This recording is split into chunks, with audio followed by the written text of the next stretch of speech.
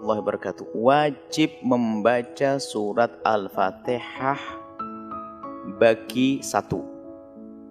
Imam wajib membaca surat Al-Fatihah. Yang kedua, orang sholat sendiri wajib membaca surat Al-Fatihah. Yang ketiga adalah makmum.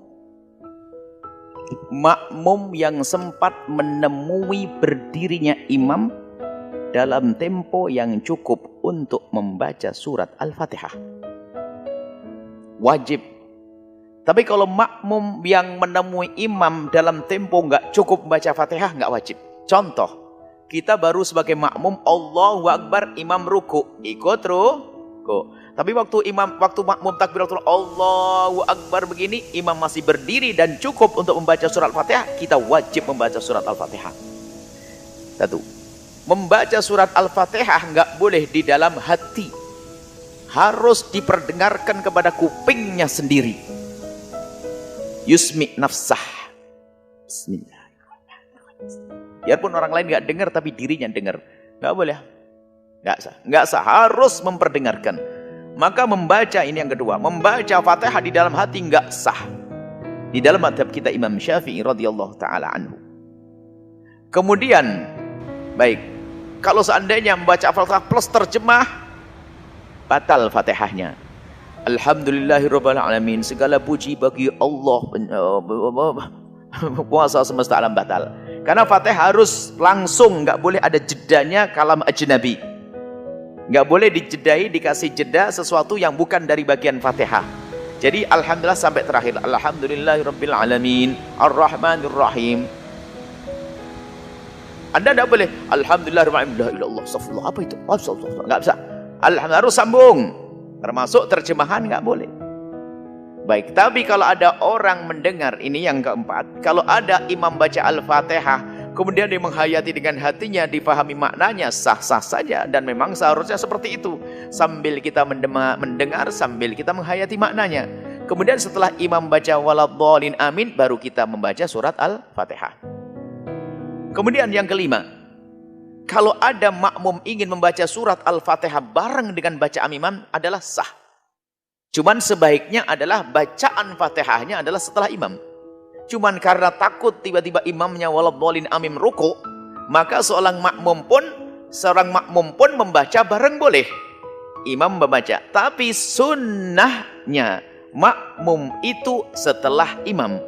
Maka setelah imam waladhdallin amin, baru makmum baca surat Al-Fatihah. Yang kelima, yang keenam, maka hendaknya ada tolong menolong yang baik. Sunnah bagi imam setelah waladhdallin amin, memberikan waktu makmum untuk baca Al-Fatihah. Namanya saktah, diam sesaat. Waladhdallin amin.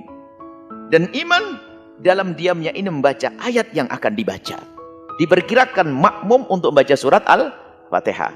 Makanya makmum baca surat Al-Fatihah maksimal, kemudian imam baca Bismillahirrahmanirrahim wadduha. Makmum bisa mendengarkan sempurna bacaan imam. Itu adabnya. Seperti itu. Kalau ternyata makmumnya buru-buru baca Fatihahnya sebelum imam pun juga sah. Karena rukun qauli boleh mendahului imam kecuali takbiratul ihram. Kalau takbirnya sama salam. Kalau takbirnya sama salam dulu imam, aco Allahu Akbar, imamnya belum.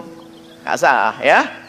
Baik, itu saja insyaallah. Jadi jangan dengan hati, kalau hati tidak sah. Harus diucapkan dengan lisannya. Wallahu a'lam bissawab.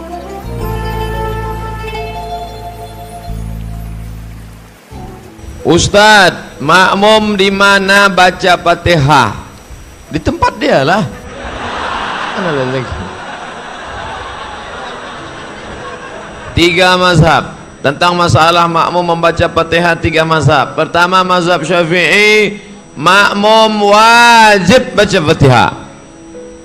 Ketika Ustadz Al-Mukarram, Ustazuna, Ustadz Ja'far Hasibuan membaca Al-Fatihah tadi, maka makmum diam. Setelah selesai dia baca Fatihah, maka dalam mazhab Syafi'i makmum membaca Fatihah. Dalilnya, la salata, tidak sah salat liman lam yaqra bi Fatihatil kitab, kalau tak baca Fatihah. Mazhab Syafi'i baca. Yang kedua, mazhab Hanafi, makmum tak baca Fatihah sama sekali. Dalilnya Al-Imamu Junnah, imam penanggung jawab. Faqiraatul imam qiraatul makmum. Bacaan imam sudah mengcover bacaan makmum. Yang ketiga, mazhab Maliki. Kalau solatnya jahar, solat maghrib, solat isya, solat subuh, solat tarawih, solat witir, solat Jumat, maka makmum tak perlu baca Fatihah, karena telinga makmum sudah mendengar bacaan imam. Tapi solat zuhur dan solat asar, makmum baca Fatihah, karena dia tak mendengar bacaan imam. Maka dalam masalah baca Fatihah bagi makmum, 3 mazhab. Mazhab Syafi'i wajib baca, mazhab Hanafi tak perlu baca, mazhab Maliki tengok dulu solat jahar apa solat sir.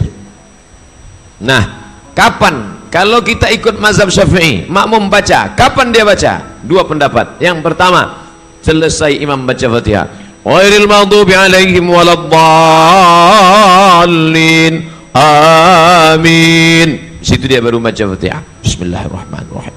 Alhamdulillah rabbil alamin. Arrahmanir rahim. Maliki yaumiddin. Sedangkan pendapat yang kedua, diikutinya bacaan imam. Nah, ini pendapat kedua. Bismillahirrahmanirrahim. Bismillahirrahmanirrahim. Atau serentak dia dengan imam. Alhamdulillahi rabbil alamin. Arrahmanir rahim. Maka selesai imam baca Fatihah, dia tak membaca lagi. Nah, Ustaz, pendapat mana yang Ustaz pilih? Saya membaca Al-Fatihah setelah imam baca Fatihah. Mana cukup waktu? Ada jamaah yang komplain sama saya, kalau saya baca Fatihah setelah imam tak cukup waktu. Ente baca Fatihahnya pakai lagu apa? Baca Fatihah tak sampai 2 menit, sebentar aja. Bismillahirrahmanirrahim. Alhamdulillahirabbil alamin, arrahmanir rahim, maliki yaumiddin, iyyaka na'budu wa iyyaka nasta'in, ihdinas siratal mustaqim, siratal ladzina an'amta 'alaihim ghairil maghdubi 'alaihim waladdallin, amin.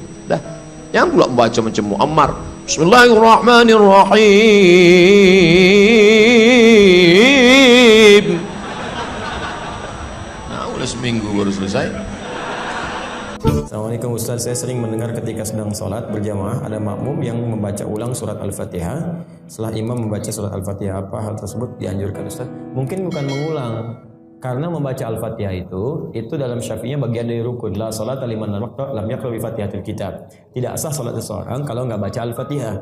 Makanya dalam sholat berjamaah imam diminta memberikan jeda kepada makmum untuk bisa membaca Al-Fatihah paling minimal 3 ayat.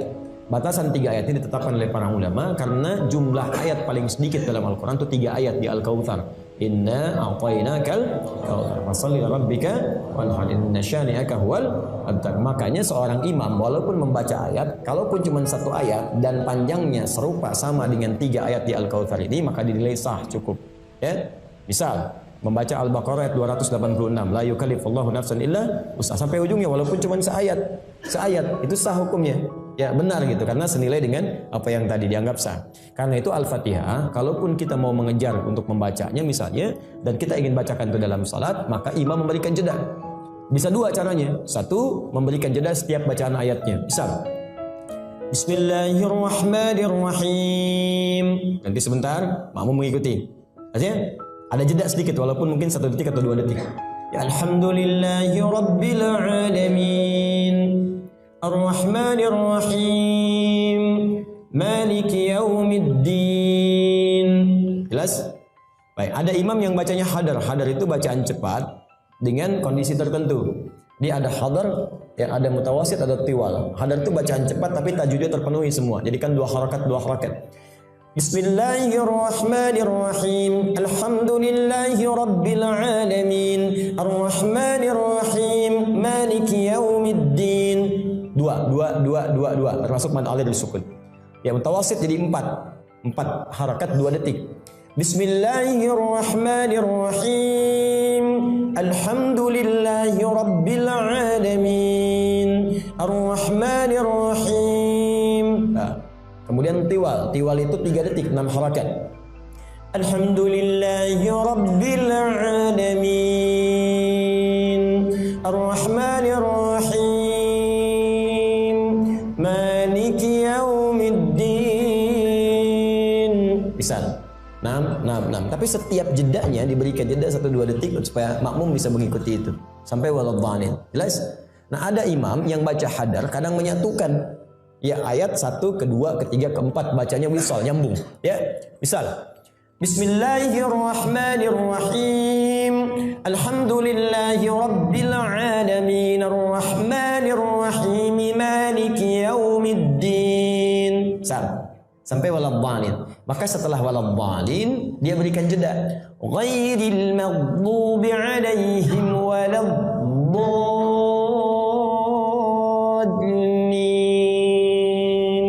Amin. Jeda dulu sebentar. Ya, 3 detik, 4 detik, makmum baca. Ketika diduga sudah sampai Ar-Rahmanir-Rahim 3 ayat, baru masuk surah Yasin.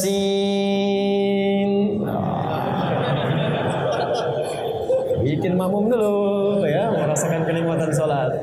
Allahu Akbar. Tarawih itu ya. Maka boleh jadi husnudzan dia mungkin sedang baca Al-Fatihah pada saat itu karena tak sempat mengikuti bacaan imam yang membacakan ayat per ayat. Jelas ya? Allah Ta'ala a'lam bissawab.